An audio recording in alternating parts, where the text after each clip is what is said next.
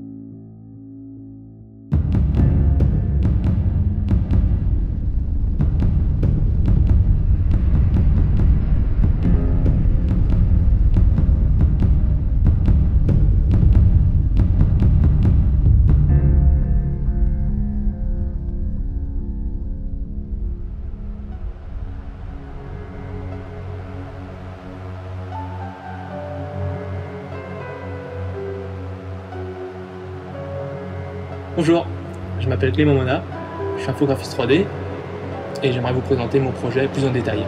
Lag est un court-métrage autoproduit que je fais pendant mon temps libre.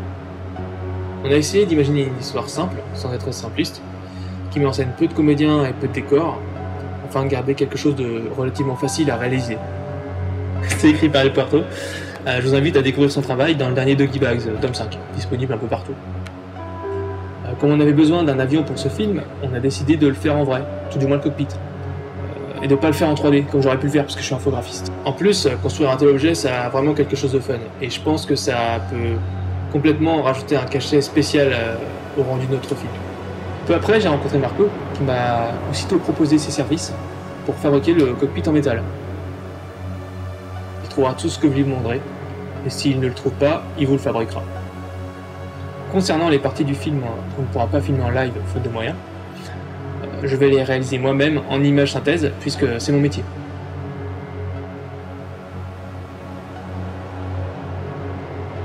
Lag, c'est l'histoire d'un pilote d'essai soviétique pendant la guerre froide, juste après que les Américains aient remporté la course à la Lune lorsque Neil Armstrong foule le sol lunaire le 21 juillet 1969. C'est une période de l'histoire que j'aime beaucoup, car ça marque le point culminant d'un grand défi humain avec l'espoir d'explorer toujours plus loin. Et c'est aussi l'échec de l'Union soviétique face aux Américains qui ont remporté la course à la Lune. En août 1945, les B-29 américains bombardent Hiroshima et Nagasaki, provoquant la capitulation du Japon.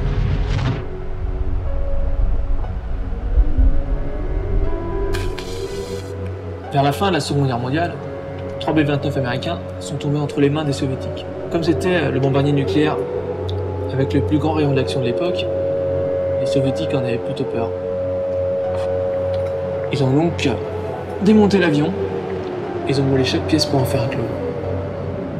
Ils ont simplement renommé le B-29 en TU-4.